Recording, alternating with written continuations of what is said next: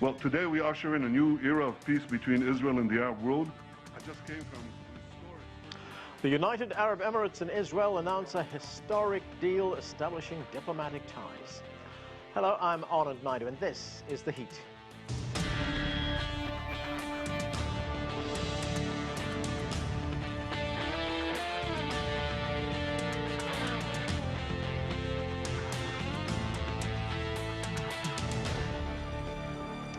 As part of the deal brokered by US President Donald Trump, Israel has agreed to suspend a plan to annex parts of the occupied West Bank. The agreement makes the UAE the third Arab country after Egypt and Jordan to have full diplomatic ties with Israel. While some have called the talks a breakthrough, others remain skeptical. For all the latest, let's go now to CGTN's White House correspondent Nathan King. And Nathan, firstly, how did this deal come about? Well, I'm glad you asked that because it's a bit of a surprise, isn't it? Now, look, let's face it, the UAE, as we know, has been probably one of the closest of the Arab Gulf countries to Israel, or not formally, for a long time. And it also has very close ties to this White House. But we were definitely not expecting this. Let's just put this in a historical context. You know, we had 1979, the Camp David Accords, Egypt, and then 1994, Jordan. This is the only third Arab country to do so, and I think the first Gulf country as well. So this is definitely, no matter what you think of this White House's Middle East policy, this is definitely a diplomatic triumph. Now, it does seem to be brokered by the president's son-in-law and advisor, Jared Kushner, who has very close ties to the UAE in a number of ways. And also, it seems that the impending movement by the Israeli government, and I say that with obviously Benjamin Netanyahu as prime minister, but also Benny Gantz involved as well, having to sort of deliver on this promise to annex more of the West Bank, essentially occupy more of the West Bank. That, of course, would have led to a rupture in the Arab world. So there was a pause. They are not getting rid of it, despite what we heard from President Trump today. And that seems to be the deal that was done with the United Arab Emirates. So that annexation will not go ahead, but it's on pause. It's definitely not gone away together. But still, an incredible movement considering, the history of all this. So, Nathan, as you say, the president's son-in-law, Jared Kushner, was someone who was involved in this deal. President Trump, or his administration, I should say, is taking credit for this. What's in it for President Trump? Well, I mean, how many days till election? I mean, I don't want to be cynical, but, this is obviously a very nice thing to put on your election ticket, that you've actually got another Arab country to recognize Israel, especially when you are running for re-election and had such a hardline policy when it comes to Iran, for example, and also problems in the Middle East generally. So, I think it's good. Also, it should not be lost that Benjamin Netanyahu, the Prime Minister of Israel, is in trouble, not for the first time, and this is good for him as well. My big question is, and, call me a cynical old diplomatic correspondent, but how much of this was run out of the State Department? Because the Palestinians were not consulted, as they weren't consulted on the deal between the White House and the Israeli government that led to the annexation plan in the first place, nor were a lot of Arab capitals, at least out in public. How much of this was to do with sort of political concerns, and how much is going to be delivered? And I'm sure you're going to talk about this later on in your program, but the United Arab Emirates was saying, look, this is a step-by-step process. So we're not getting a full diplomatic recognition exactly yet. And also, to me, where was Saudi Arabia? We haven't really heard much. And what is going to be the reaction of the rest of the Arab world? And the Palestinian reaction has been stinging. I mean, some of the texts between Palestinians and UAE officials have been quite damning. Thanks, Nathan. That's CGTN White House correspondent Nathan King at the White House. Well, let's go to our panel right now. Joining us from Jerusalem, Jeremy Saltan is a Knesset insider and political strategist. Here in Washington, Omar Badar is a member of the Arab American Institute's National Policy Council. With us in Washington via Skype is Negar Mortazavi. She's an Iranian journalist and commentator, and Harlan Ullman is chairman of the Kiloan Group. Welcome to all of you. Let's start in Jerusalem with Jeremy. And Jeremy, this is mostly a diplomatic deal, but how important is it for Israel, both from a diplomatic point of view and for its security? So there's definitely the diplomatic aspect, and of course there's the political one. In terms of security, let's be honest about this. There's no real conflict here between the UAE and Israel. There's never been shots fired between the two countries. It's quite away from Israel all the way to the Gulf. What we have here is a diplomatic victory because the UAE, as well as the majority of the Arab and Muslim nations, do not recognize Israel. Out of all of the UN countries, Israel has the least amount of recognition from other UN member states. So for sure, this is very big in terms of that aspect. But you know, your correspondent also mentioned this, that we know that it's very, you know, there have been very warm ties with the Gulf for quite some time. However, politically, I'm not so sure that Netanyahu is going to go ahead and win any points here. We talked about the price that he had to give up, and that is, of course, the idea of applying Israeli sovereignty to the settlements, which was something that he promised in 3 elections over the last year and a half. So I'm not so sure that he's going to be able to get any political points, but from a diplomatic perspective, Israel's standing has never been any better, and the Palestinians has really never been any worse. Although that promise to annex the settlements, Jeremy, it was fudged a bit. It's been delayed or suspended. But Jeremy, I'm going to ask you about something else. The statement, the joint statement that came out, says that this paves the way for what's being called a strategic Middle East agenda. What does that mean? Well, you know, the way the Americans view the Middle East, or at least the Trump administration, is just very, very different from what we've seen from previous administrations. What this administration tries to do is look at things as they are on the ground, as opposed to looking at things in terms of the abstract, in terms of a vision of what could be. They look at the Middle East as it is. And obviously, if you're going to go ahead and have that strategic vision, and you're going to try to go ahead and resolve the Israeli-Arab conflict within a state-by-state process, this is the low-hanging fruit, and that's what this means. All right, let me go to Omar. But Omar, as Nathan King told us in his report, there have been some very sharp words exchanged in tweets and emails.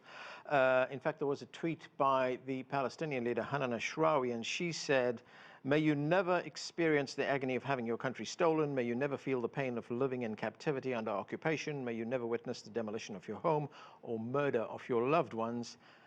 And may you never be sold out by your friends." Friends there in quotation marks. What do you make of this accord? Is it really as big a deal as it's being made out to be, Omar? Not really. I mean, I really think of this as a cheap political stunt by the Trump administration to try to score some kind of victory ahead of the election. I mean, you saw that Trump was talking about it as if it was brokering a historic peace deal between enemies, when what we have in this case is really a tight relationship between the UAE and Israel that has been going on for many years. It's just been under the table, and all this deal is simply bringing that strong partnership that has existed for a long time out of the shadows and out in the open. So there's nothing particularly groundbreaking or historic about it, apart from the fact that it is a PR victory for Israel in a sense that a lot of Arab countries that would prefer to have relationships with Israel but have felt that because of Israel's oppression and occupation over Palestinians and its utter disregard for Palestinian human rights, that it would be unpopular for them to normalize relations with Israel at the expense of Palestinians. And anytime that you get an Arab government to just disregard public opinion and disregard Palestinian human rights in the pursuit of shared other interests with Israel, which in this case happens to be containing Iranian influence in the region, I think that's the primary shared strategic interest between the UAE leadership and the Israeli leadership. It certainly ends up playing in favor of Israel, but it's absolutely true that there's nothing historic about it, and this is not really a contribution to peace between Israel and the Arab world, as was said, because ultimately undemocratic governments that do not represent their people can make peace with Israel, but that does not necessarily reflect what the people of the region actually want. Right, Omar, so this just puts a formal imprint on a situation that already exists. There are close relations between Israel and the Gulf states. In fact, there's been a long history of business investment between the two countries. And as far as the suspension of that move to annex parts of the West Bank, I mean, there are already 650,000 settlers in the West Bank. That's right. And let's be clear about the fact that annexation is already a de facto reality. All that Israel is suspending is merely the decision to declare a crime that it has already committed against Right. Palestinians in annexation that has already unfolded. And let's also be equally clear about the fact that Israel suspended that recognition, that declaration of annexation long before this deal was reached. So that suspension really has nothing to do with this deal. Israel saw that there were going to be grave consequences Yeah. on the international stage, and American Democratic politicians were already threatening to condition military aid to Israel if annexation moves forward, and that's why they conditioned it. And now this game pretending that it's about the deal with the UAE is just a way to save face about why they delayed declaring it. Right. Harlan Ullman, the White House is lauding this as a major diplomatic achievement. Here's President Trump. Let's listen to him. The deal that was reached today will enable Muslims to have far greater ability to visit many historic sites in Israel and to peacefully pray at the Al-Aqsa Mosque, which is very important to them, which they've wanted to have access to for many, many decades. So, Harlan, one thing that has to be said, that this is the first deal of its kind in about 25 years. As I said, President Trump is claiming credit for it. But what do you make of it? And what do you make of President Trump? I mean, does this make him look like the international statesman, the kind of view that he so craves? First, you cannot be too cynical. Look, this deal is not a peace agreement, but it's a first step. And you have to realize the target for this is Saudi Arabia. Unless or until the Saudis can be brought into the peace process, it's not going to work. And yes, of course, the UAE and Israel have long relationships. This is a positive step because now Benjamin Netanyahu, who I think has been a horrible prime minister in terms of what he's been doing in his dealings with the West Bank, now has said they're not going to annex. Now, you can argue they were never going to annex. This is a positive step forward. And Mohammed bin Zayed, who is the emir of the UAE, is a very clever and very smart politician. And so if we had competency in the Trump administration, which we don't, but if we had, this is a way of leveraging Saudi Arabia because we have to have a real peace agreement with Israel and the Arab states, which means Saudi Arabia in the Middle East. This is a positive first step, but it is a small one. And how we would follow up in a Trump or a Biden administration is really critical. Let us not neglect the gains here, despite all the cynicism. But the point is, we need a broader strategy, and that strategy, in my mind, has to be based on how do you move Saudi Arabia ultimately, as King Fahd said many years ago, to recognize Israel, to end the Arab-Israeli conflict in the Middle East, which is extremely important for everybody. So the next steps are crucial. I am very suspect of whether or not the Trump administration has the capacity. And if Joe Biden is elected, I hope that the Democrats have the strength of purpose to move this to a next stage. This is a positive small step, but it is only a small step and is far from a peace agreement. All right, let me bring Nagar Motazavi into the conversation. Nagar, the United Arab Emirates, of course, is 7 emirates, which has not really played a really big role in regional geopolitics. But how does this change the regional power alignment in the Middle East? Well, the UAE is a fairly small country in the Arab world, not a very big population, but it's one of the largest economies, I believe the second in the Arab world. So in that sense, it has a big influence or clout, if you may. And I think that's what makes this basically coming public of this already existing alliance more symbolic. Again, as Omar, I agree with Omar that probably the losers of this would be the Palestinian people, because it doesn't seem like much is gained in the sense for the Arab-Israeli conflict, as in for the Palestinian people. Maybe for the UAE, I'm sure there's security cooperation that's going to be beneficial to the UAE, and there's also the legitimacy, the image of this increased legitimacy in the Arab world that's going to Israel, and probably other Arab countries, at least some Gulf countries, are going to follow the UAE. As far as Iran, we've heard very few statements. We've heard from basically a media very close, Tasnim, a news agency close to the IRGC, the hardliners in Iran, that's called it a shameful move by the UAE. And we've also heard from an advisor to the Speaker of Parliament, also a hardliner, who has said that there's no justification behind this. He's called Israel illegal and Zionist, and is basically saying that the UAE is letting more of this Zionism, as he says, happening. We haven't heard from top leaders in Iran. Again, it's nighttime. Maybe we'll hear from them tomorrow. But I also want to mention how the Trump's outgoing Iran envoy, Brian Hook, has called this a nightmare for Iran. I don't think this is going to be a very big deal. Again, as Omar said, this was an existing cooperation. It was just not public and official. But I expect Iranian officials to come out against this also strong and push back, at least publicly, like the Palestinians did.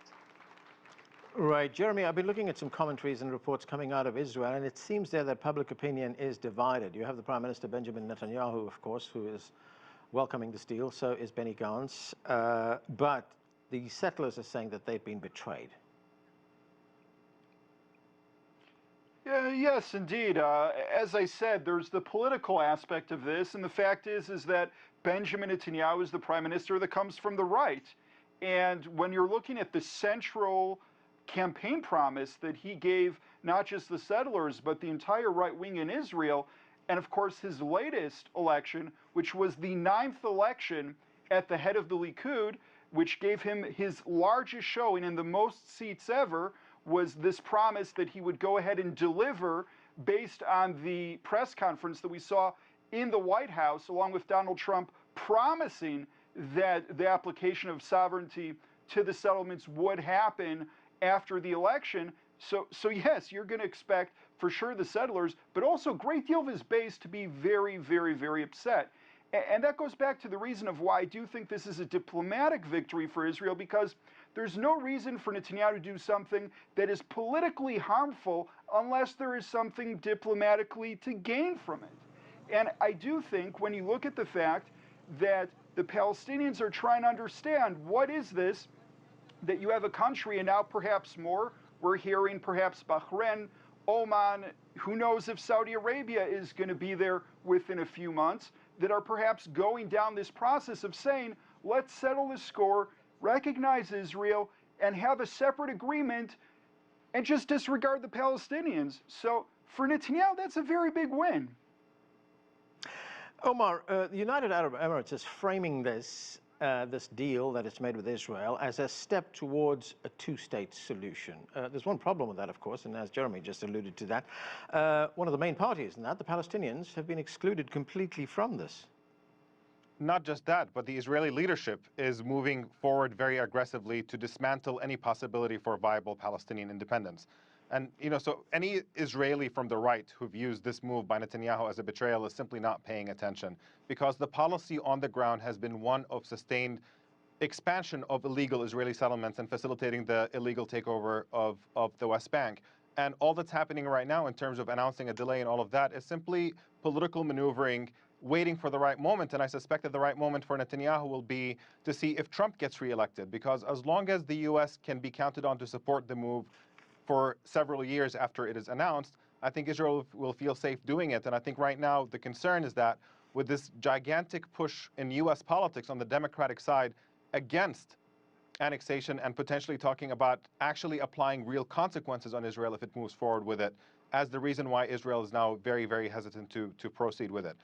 Just to iterate another point on sort of the recognition that could potentially come from Arab governments, this is ultimately a matter of governments that are not representatives of their own people. And Israel has a choice to make. Does it want to keep the Arab world under dictatorships forever and simply make peace agreements with regional governments, or does it want to get real acceptance in the region by the people of the region? And if the latter is the case, then there's really no way around lifting the boot of occupation and oppression off the necks of Palestinians. That is the only way to go about it. There is nothing positive about this step, because the entire Arab world has already offered the Arab Peace Initiative to Israel. They offered already to recognize Israel in exchange for Israel ending the occupation of the Palestinian territories. And Israel rejected that offer. So when you see moves to normalize in spite of that, then there's really nothing positive about it, apart from the fact that Palestinian rights are being undermined in the process, and that's really all that's unfolding, and that's why the Palestinian reaction has been rightfully harsh to it. Jeremy, what's your response to that?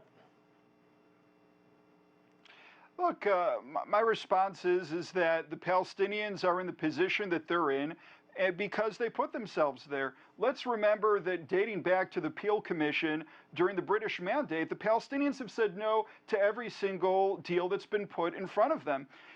Israel said yes to every deal. And of course, if you're looking at the most recent from the Madrid conference through the Oslo, if you're looking at Camp David, if you're looking at Taba, if you're looking at Annapolis, if you're looking at the Kerry shuttle talks, Israel's always said yes and the Palestinians have always said no. They can fight over 70%, 90%, 98%, but whatever it is, the reason the Palestinians don't have a country is because the Palestinians said no to every offer that was on the table. I'm sorry, that's an absurd rewriting of history. The two-state solution, I mean, it's very convenient that you want to go all the way back to the Peel Commission and whatever else, but the two-state solution was accepted by Palestinians in the late 1980s, which was a massive compromise because Palestinians gave up 78% of their historic homeland. They recognized Israel, and all Israel had to do is end the occupation of simply 22% of Palestine. Okay. And what they did ever since has been a sustained expansion of settlements that has made Palestinian independence impossible.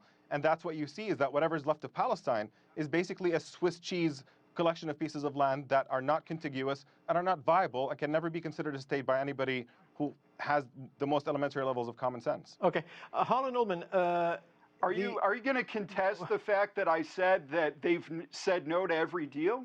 Because they've said no to every deal. You can bring up other facts if you want, but the Palestinians have said no to every deal. All right, I want to move to one of our other guests. Harlan, looking at this deal between Israel and the United Arab Emirates, does it help or hurt the cause of a two-state solution? It could benefit it. Look, the problem is that the Arabs and the Israelis never were for the Palestinians. Palestinians have always been the whipping boys, and the Palestinians never understood that. They were never going to get full support from the Arabs. The problem here is that this is a potentially good first step. I'm not an admirer of the Trump administration. And one, as I said before, can be hugely cynical. The issue is Saudi Arabia. And unfortunately, with the election coming forward and the possibility of a new administration coming in, we could be losing gain here. And we need a solution which has to treat the Palestinians fairly, which means putting huge pressure on the Netanyahu administration. I think Benny Gantz would be a better prime minister. But my concern here is that the positive steps will be lost because there'll be a transition possibly in administrations, and the gains that were possible will not be able to be consummated in next steps, because if Biden wins, it'll take a year or two for his administration to come in place. We will lose the opportunity while the rest of the world is in chaos. Look at what's happening in Lebanon. Iran is not in good shape. Iraq is not in good shape. We've got these crises that are all around us, and the Americans are so absolved or intensified in terms of the elections. There's no global leadership here. Nagar, the Iranians have been trying to improve relations with the United Arab Emirates. In fact, it was just 10 days ago that the Iranian Foreign Minister Javad Zarif was talking about the need to reinforce ties with the United Arab Emirates. Will this deal now endanger that in any way? Do you see that change?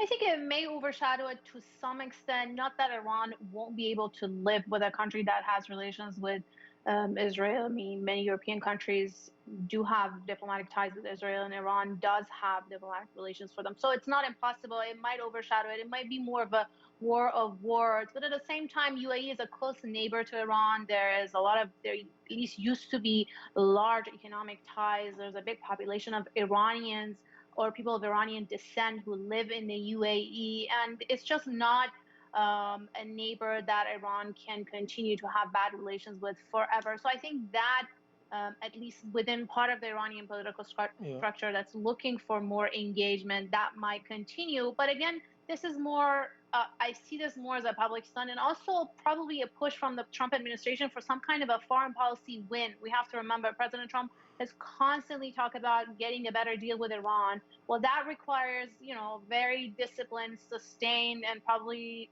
complex diplomacy that's just not in the ability of this White House. So this is, I think, a quick fix sort of foreign policy win in the Middle East, similar to the move of the American embassy to Jerusalem. That's more of a unilateral or a one-sided issue as opposed to an actual deal that's give and take, meaning some take for the Palestinians in it. Omar, here's one possibly additional problem for the Palestinians, and that is the Israelis really have no motivation or no compulsion to have to negotiate right now. They can basically fold their arms, sit back, and they're getting what they want without any negotiations, without any fight whatsoever. I think that is largely correct. I mean, the place where the pressure needs to come, I mean, Israel is dependent on U.S. support, and I think that a shift in American policy would be incredibly consequential on the front of actually helping Palestinians achieve the human rights that they're fighting for. But it's very clear that this is never going to happen under the Trump administration. So it's just a question about how a potentially incoming administration could handle policy a little bit differently to see if there's an appetite for real consequences for Israel. Alternatively, there are two other things that are really important. There's an international boycott, divestment, and sanctions campaign that is seeking to apply pressure because of the failure of world governments to step in and apply accountability for Israel, to bring that accountability themselves and apply pressure on Israel until it respects Palestinian human rights. And the third avenue is potentially Palestinians pursuing things at the United Nations, at the International Court of Justice, and see if you can implement international mechanisms to put an end to Israel's colonization of the Palestinian territories. It's blatantly illegal. It's condemned by every human rights organization in the world, and it just needs to happen. Jeremy, very quickly on that question of how motivated will Israel be to negotiate, I mean, is Israel concerned about these other factors that Omar just mentioned, things like the BDS, things like the International Court of Human Rights? Well, I can just say, first, if Joe Biden becomes the next president of the United States, he just called this a historic deal. I think if the Palestinians are waiting for Biden, they're going to see that there's not going to be too many differences between the two. In terms of the UN and the ICC and such things, I don't think Israel's worried too much because, as was said by many previous guests, we do have American backing. Okay. We are going to have to leave it there. Thank you to all of you for being with us. That is it for this edition of The Heat. I'm Anand Naidu in Washington, D.C. Thanks for watching.